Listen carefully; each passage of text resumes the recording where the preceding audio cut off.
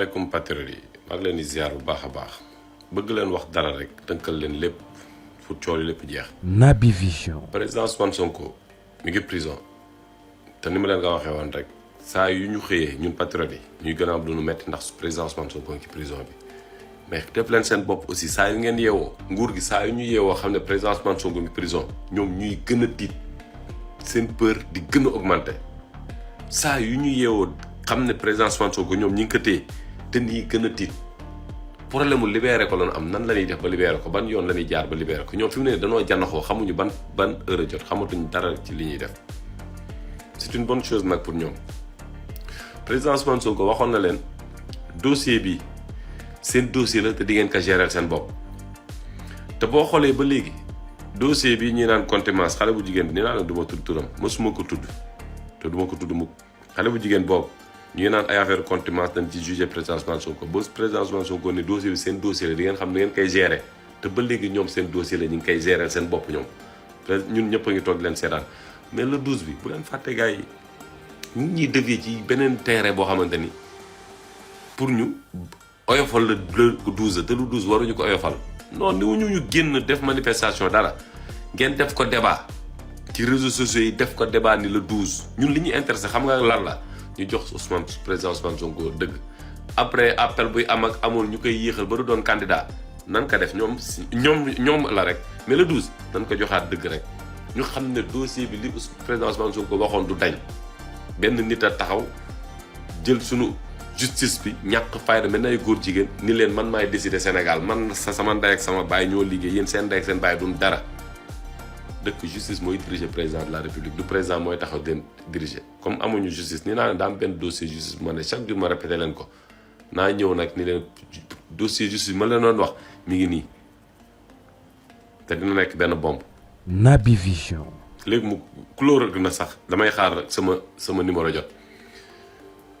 ñu ñëwaat ci ay affaire ma tënkal leen rek bu gaaw ci Cheikh Yérim Fen Seck Madiambal Fen Diagne dama dégg keroog Cheikh Yérim di wax naan dafa am dama dégg sax ci commentaire benn kii naan dafa am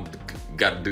buzz moom suy wax dañ koy déglu moo tax saa yu génnee mu def buzz jàppal bàyyil dama bëgg ñoom ñaar ñu xam dara ñu xam ne sénégalais xam nga tax ñu yàqamte ñaar ñoo di génn dañ naan ban fen la ñu nguur gi di fenati parce que ñaar ñooñu rek bu ñu génnee rek ñëppay daw ni benn fen bu bees dikkati na benn fen ak benn dil ak benn manigance bu bees dikkati na ñoom looloo tax ñu leen di seetaan pour ñoom ay star lan de dañuy wax ñu déglu leen de di def li ñuy def ñoom dañoo xamul ne ñoom seeni nguur gi fen yi kan moo koy génnee ñun ci kooku la ñuy wër kan moo war a génnee benn fen bu nguur gi war a fen ak benn plan wu dóor bu nguur gi war a dóorati moo tax ñoom bu ñu génnee ñu leen di seetaan de te saa yu ñu génnee fen ñëpp xam ne danoo fen ñaar ñooñu saa yu ñu war a yëngal aras ñaar ñooñu la nguur gi di yónni ñii xam nga de alku nanu ñii ay xaraam lanu xaraam li naa naan xaraam ya ñii nit da leen war a siixlu sax parce que li ñuy def xooluñu ci dara yàlla yéen Macky Sall du 6 milliards Taïwan ya ba mu ne opposant ana 6 milliards yooyu Abdoulaye Wade ñu war a jox Sénégal moom Macky Sall jël ko dugal kontam xanaa kon moom loolu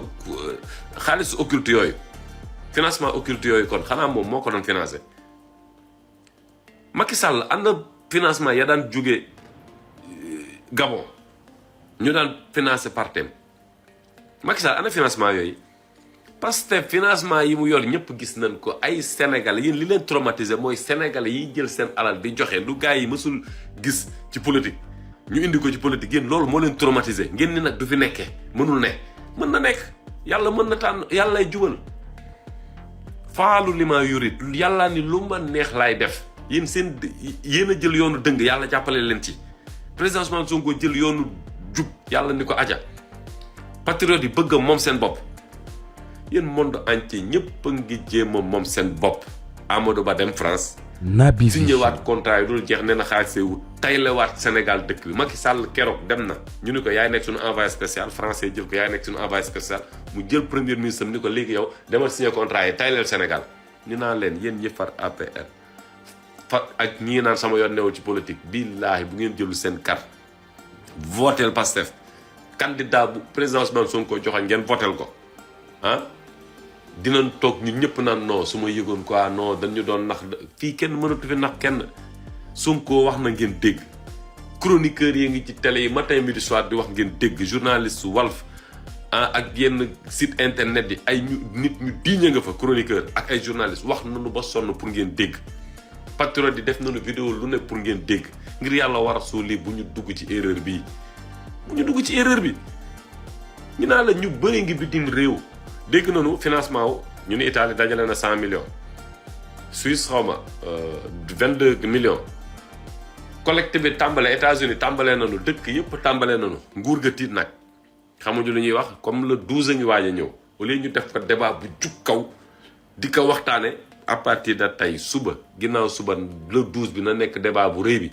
dañu bëgg rek ñu joxaat président Ousmane Sonko dëgg nga seetaan leen ak dossier bi encore ñoom loolu mooy seen problème